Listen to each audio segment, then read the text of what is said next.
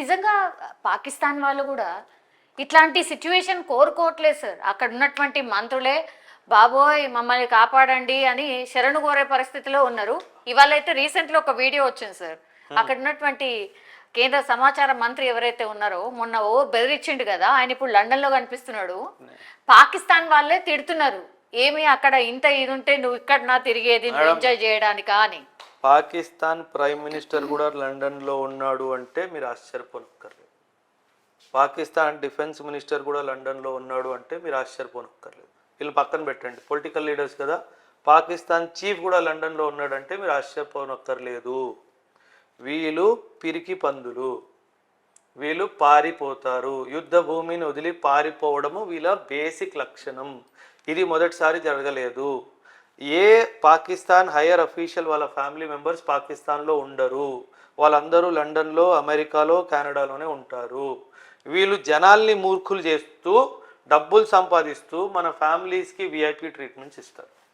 ఇదే పాకిస్తాన్. అందుకే నేను చెప్తాను, Pakistan army is the most unprofessional army in the world. అసలు వాళ్ళకి ప్రొఫెషనలిజమే లేదు.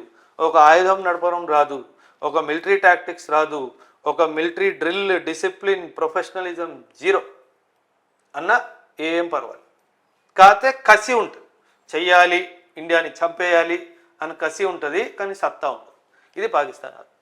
ఎన్ని రోజులు సాగుతుంది సార్ ఇట్లా? మరి అసలు వాళ్ళకే నిజంగా యుద్ధం చేయాలని వాళ్ళకే లేదు, అయినా సరే ఓ మాటలు మాత్రము భయంకర చేయాలి అని లేదు అని పూర్తిగా చెప్పడానికి కూడా లేదు. యుద్ధం మేడం, పాకిస్తాన్లో ఈరోజు పెట్రోల్ ధర 450 నుంచి 650. అవును, ఈ రోజు నేను చెప్తున్నది మీకు. నో, ఈ ధరలు బాగా పెరిగిపోవడం వల్ల మామూలు జనాలకి చాలా ప్రాబ్లమ్స్ ఉన్నాయి మేడం. ఈ ప్రాబ్లమ్స్ అన్నిటి నుంచి వాళ్ళ మైండ్ డైవర్ట్ చేయాలి అంటే ఇండియా మీద అటాక్ చేయాలి. సో మామూలు జనాలు ఏమవుతుంది, 650 రూపాయలు పర్వాలేదు పెట్రోలు, ఇండియాని చంపండి. సో వాళ్ళ మైండ్ని డైవర్ట్ చేయడానికి ఇలాంటివి 10 సంవత్సరాలకి 15 సంవత్సరాలకి ఏదో ఒకటి వీళ్ళు ఇలాగా చేస్తూ ఉంటారు. సో అది ఇంగ్లీష్లో ఒక ప్రావర్బ్ ఉంది madam, you can choose your friends but not your neighbour sense. మన మిత్రులను కోరుకోవచ్చు, ఆచే వీడు నాకు కావాలి, వీడు నాకు వద్దు అని. కానీ మన నైబర్స్ని మనం అలా కోరుకోవడానికి లేదు. వాళ్ళు ఎవరైతే మన అదృష్టం దురదృష్టం దాన్ని బట్టి. కానీ మన దగ్గర మరి హై అలర్ట్ ఉంటుంది కదా, ఢిల్లీని టార్గెట్ చేశారని, లేకపోతే గుడులను టార్గెట్ చేశారని. జమ్మూ కాశ్మీర్లో అయితే పాపం సివిలియన్స్ని టార్గెట్ చేసిండ్రు, అక్కడ కొంతమంది చనిపోయినరు. ఒమర్ అబ్దుల్లానే డైరెక్ట్ వెళ్ళిన పరిస్థితి సార్. ఇది ఎట్లా మరి?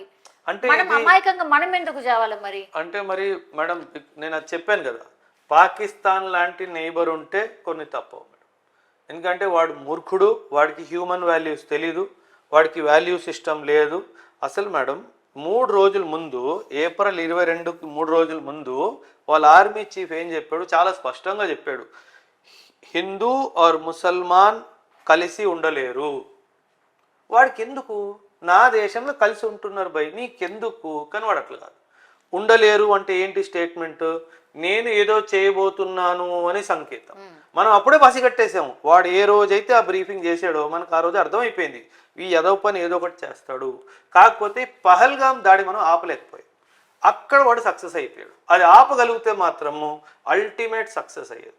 సో అక్కడ మనం ఎందుకంటే పహల్గాంలో ఎవరైతే ఉగ్రవాదులు వచ్చారో ఆయన అనౌన్స్మెంట్ చేసిన తర్వాత రాలేదు, వాళ్ళు ముందే వచ్చి కూర్చున్నారు కాబట్టి మనం పసిగట్టుకోలేకపోయాం. లేదంటే దొరికేది ఇప్పటికి కూడా వాళ్ళు దొరకలేదు మేడం. ఎట్లా ఆర్మీ ఒక ఆపరేషన్ చేస్తున్నాం, దాన్ని కాసో అంటారు. కాసో అంటే కార్డన్ అండ్ సర్చ్ ఆపరేషన్. ఒక ఏరియాని చుట్టుముట్టి అలా లోకల్ గా వెళ్ళి మొత్తం ప్రతి ఊర్లో, ప్రతి విలేజ్ లో, ప్రతి ఇంట్లో మొత్తం సర్చ్ చేస్తారు. ఆ ప్రాసెస్ జరుగుతుంది. నా అనుమానం త్వరలో వాళ్ళని కూడా పట్టుకుంటాం, ఖచ్చితంగా పట్టుకోవడం జరుగుతుంది. మనకి న్యాయం జరగాల్సిందే.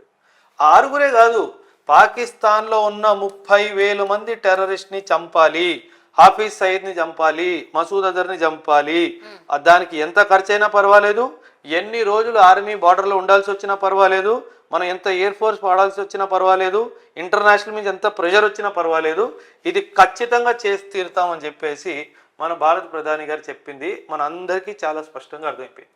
నేను అందుకే ఇండియాకి ఒక కొత్త పేరు ఇద్దాం అనుకుంటున్నాను. ఇండియాకి ఒక కొత్త పేరు ఇద్దాం అనుకుంటున్నా. ఆ పేరు ఏంటంటే ఇజ్రాయిల్ ఆఫ్ ద ఈస్ట్. ఏ విధంగా అయితే ఇజ్రాయిల్ ఎనిమీస్తో చుట్టుముట్టు ఉందో, అందరినీ షటప్ కాల్ ఇస్తుందో, అదే విధంగా మనం వీడిని ఈ విధంగా కూడా ఫ్యూచర్లో షటప్ కాల్ ఇచ్చే టైం వస్తుంది. సో అందరికీ షటప్ కాల్ ఇస్తాము. అందుకే ఇండియాకి కొత్త పేరు ఇజ్రాయిల్ ఆఫ్ ద ఈస్ట్. నన్ను ముట్టుకుంటే కాల్ చేస్తా, నా వైపు కన్నెత్తి చూస్తే గుడ్లు బీకేస్తా. ఇప్పుడు అట్లనే డిసిషన్స్ చెయ్యాలి కూడా, అవసరం ఉంది. మన దేశానికి ఇలాగ ఒక అగ్రెసివ్ పోస్చర్ తీసుకునే అవసరం ఉంది, వచ్చేసింది, తప్పదు. ఇంకా మనం ఎన్నాళ్ళు ఇంకో చూపించి అలసిపోయాం. 39 సంవత్సరాలు ఎంతమంది ప్రాణాలు కోల్పోయారు మనం. సో వీళ్ళు నిర్దాక్షంగా అసలు హ్యూమన్ లైఫ్ కి వాల్యూ లేకుండా జనాల్ని చంపేస్తున్నారు. ఇదంతా ఆపాలి అంటే ఇంక జరగాలి. బలూచిస్తాన్ వీళ్ళు స్టార్ట్ చేసారు కదా సార్, అంటే వాళ్ళకు స్వాతంత్రం రావాలన్నట. 44% వాళ్ళు ఉన్నారు, అంటే పాకిస్తాన్ 53%. జియోగ్రఫికలీ మేడం మూడు విషయాలు చెప్తాను. బలూచిస్తాన్ 2025లో పాకిస్తాన్ నుంచి వేరవడం ఖాయం. పాకిస్తాన్ మళ్ళీ 2 ముక్కలు అవడం ఖాయం. వాడు అనుకున్నదే జరుగుతుంది, వాడు కోరుకుంటున్నాడు కదా. మనం కూర్చొని ఉన్నాం కదా, మనం ఏమైనా వెళ్ళి వాడిని గెలుపుకున్నా లేదు కదా. ఒరే నీ గోల నీది, నా గోల్ నాది అని మన దారిలో మనం వెళ్తున్నాం కదా. మనం ఎందుకు గెలుపుకోవాలి మనల్ని? మనం గెలుపుకుంటే మనం ఏం చేస్తాం? బలూచిస్తాన్కి నానా స్టార్ట్ అంటాం. ఆ స్టార్ట్ అనేసాం మనం. ఆ బలం మీద మనకిద్దరు శత్రువులు అవుతారుగా. ఎవరు శత్రువులు అవుతారు? ఇప్పుడు ఈ బలూచిస్తాన్ లేదండి. Balochistan is in support of India, Afghanistan is in support of India. బలూచిస్తానే కాదు మేడం, ఈ సింధ్ కూడా సెపరేట్ అవుతుంది, ఈ ఖైబర్ పఖ్తూన్వా కూడా సెపరేట్ అయిపోతుంది. పాకిస్తాన్లో కేవలం పంజాబ్ మిగిలిపోతుంది. ఇది జరుగుతుంది, మీరు నేను చూస్తాం. అన్ని ముక్కలు అవుతుంది. They deserve it. వాళ్ళే ఇది ఆల్రెడీ అయిపోయింది కదా మేడం, అయినా బుద్ధి రాలేదు. ఇది చేసిన తర్వాత కూడా ఇందిరాగాంధీ గారు ఉన్నప్పుడు జరిగింది కదా, వాళ్ళకైనా బుద్ధి వచ్చిందా? పోనీ రాలేదు. ఈరోజు బలూచిస్తాన్ పోతుంది, ఒక 2-3 సంవత్సరాలు సింధ్ పోతుంది, 2-3 సంవత్సరాలు ఖైబర్ పఖ్తూన్వా పోతుంది, అయిపోయింది. పంజాబ్ మిగిలిపోతుంది. దాన్ని పట్టుకొని వెళ్ళాడతారు. సో ఇది జరగబోతుంది. నేను ఏదో గాల్లో చెప్తున్నాను, ఏదో వ్యూస్ వచ్చేయాలని నేను చెప్పట్లేదు. This will happen for sure. ఎందుకంటే వాళ్ళని అట్లా చేస్తేనే వాళ్ళు కంట్రోల్లో ఉంటారు, లేకపోతే వాళ్ళు కంట్రోల్లో ఉండరు. So this is how. ఇది ఎప్పుడు జరిగిపోవాలి మేడం. అమెరికా సపోర్ట్ లేకపోతే, చైనా సపోర్ట్ లేకపోతే ఇది ఎప్పుడో జరిగిపోవాలి. అమెరికా బలం ఉంది కాబట్టే ఎవరు ముట్టుకోవట్లేదు పాకిస్తాన్. అమెరికాకి పాకిస్తాన్ ఏం అవసరం అని మీరు అడగొచ్చు. అంతే. America needs Pakistan as a gateway to central Asia. ఫ్యూచర్లో చైనా మీద దాడి చేయాల్సి వస్తే వీడికి పాకిస్తాన్ కావాలి. పాకిస్తాన్ భూమి నుంచే చైనా మీద అటాక్ జరుగుతుంది, అక్కడ ఈ పసిఫిక్ ఓషన్ నుంచే చైనా మీద అటాక్ జరుగుతుంది. ఇది వాస్తవం. సో పాకిస్తాన్ అమెరికాకి కావాలి. ఇప్పుడు పాకిస్తాన్ సరే, ఇప్పుడు పాకిస్తాన్ మీరు అన్నట్టుగా ఇన్ని ముక్కలు అయిన తర్వాత సార్ మనకి ఇది కదా ఇంపార్టెంట్ వచ్చేస్తుంది. 2025లో పిఓకే మన జేబులో ఉంటుంది.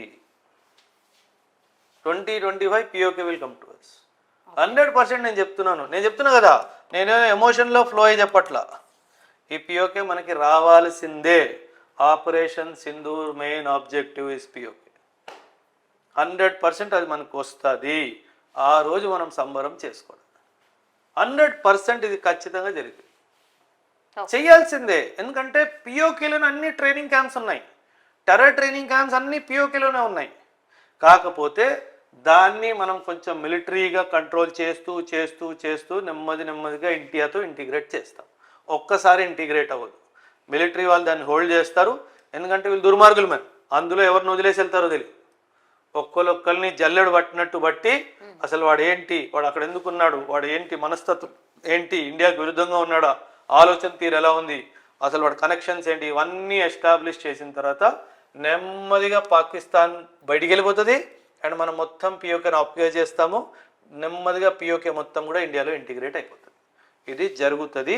ఇది 50 సంవత్సరాలు కూడా పట్టచ్చు, కానీ ఇది జరుగుతుంది. ఫిజికల్గా ఇప్పుడు ఆక్యుపై చేసేస్తాం, ఫిజికల్ ఆక్యుపేషన్ అయిపోతుంది. కానీ దాని ఫిల్టరింగ్ ప్రాసెస్ టైం. ఎందుకంటే వీళ్ళు 80 సంవత్సరాల నుంచి పాకిస్తాన్ కింద ఉన్నారు. సో వాళ్ళు మనస్తత్వం ఎలా ఉందో ఇవన్నీ క్యాలిక్యులేషన్స్ ఉంటాయి. ఓకే. సో అదంతా దాన్ని ఒక కంట్రోల్డ్ టెరిటరీగా యూజ్ చేసి కొన్ని సంవత్సరాలు దాన్ని కంట్రోల్ చేసి అప్పుడు నెమ్మదిగా దాన్ని కూడా ఇండియాలో ఇంటిగ్రేట్ చేయడం స్టార్ట్ చేస్తారు. యా, ఇంకా ఎన్ని రోజులు, ఇంకా కొంత టెన్షన్ ఇట్లాంటి వాతావరణం ఇంకెన్ని రోజులు ఉండొచ్చు సార్? నెలలు బాబు ఉండొచ్చు. ఎందుకంటే పాకిస్తాన్ అంత ఈజీగా వదిలే దేశం కాదు. బలం లేకపోయినా గొడవ చేసుకునే కెపాసిటీ ఉంది కాబట్టి, అండ్ అందులో ఇప్పుడు IMF ఇచ్చిన $1 బిలియన్ ఇచ్చాడు కాబట్టి ఆ డబ్బులు ఇంకా వస్తాయి కాబట్టి మళ్ళీ ఏదో పని చేస్తాడు. వీఆర్ ప్రిపేర్డ్ మేడం, పర్వాలేదు. మనకి చాలా ఆర్థిక స్తోమత, మిలిటరీ స్తోమత, పొలిటికల్ డిసిజన్ చెయ్యాలి అనే ఒక ఆలోచన, ఇంటర్నేషనల్ సపోర్ట్ అన్నీ ఉన్నాయి. అతను అదే పాకిస్తాన్ వాడు అదే ఎదురు చూస్తున్నాడేమో, మనం ఏదైనా మిస్టేక్ చేయకపోతామా, అప్పుడు ఇంటర్నేషనల్లీ వీళ్ళని బ్లేమ్ చేయకపోతామా అన్న స్టైల్లో. ఒక్క మాట మేడం, సివిలియన్ కి ఒక్క మాట మీకు సంబంధించిన చెప్తున్నాను, ప్లేన్ ని ముందర పెట్టి డ్రోన్ వెనకాల నుంచి పెడితే వీళ్ళు పిరుకోలు మేడం. చెప్తున్నాను కదా, అమెరికా ఫోన్ చేసి ఇండియాకి యుద్ధం ఆపేయమన్నా ఇండియా ఆపమా మనం ఫిక్స్ అయిపోయాం. ఇప్పుడు అమెరికా మీద ఒక్కటే దాడి జరిగింది 2001లో. అవును, నీ మీద ఒక్క దాడి జరిగితే నువ్వు అమెరికా నుంచి వచ్చి ఆఫ్ఘనిస్తాన్ మీద అటాక్ చేసినావు. నాకు 39 సంవత్సరాల నుంచి దాడి జరుగుతుంది, నాకు అధికారం ఉంది వెళ్ళి వాడిని కొట్టేది. అందులో అది నా భూమి, ఆ భూమి కూడా నాది. అక్కడే కదా అన్ని టెర్రరిస్ట్ క్యాంపులు పెట్టి తమాషా చేస్తున్నాడు. సో ఖచ్చితంగా అమెరికా నువ్వు అని కూడా వద్దు. మీడియాలో చెప్తుంది ఇండియా మీరు ఆపండి అని, వెనక నుంచి చేసుకోరా అంటది. అదే జరుగుతుంది, అండ్ అది జరుగుతుంది, ఖచ్చితంగా జరుగుతుంది. కాకపోతే పాకిస్తాన్ మీద మేజర్ అటాక్ చేయడానికి పర్మిషన్ ఇవ్వకపోవచ్చు. అది వాళ్ళకి మంచిది కాదు కాబట్టి, లాంగ్ టర్మ్ లో వాళ్ళకి మంచిది కాదు కాబట్టి అలా.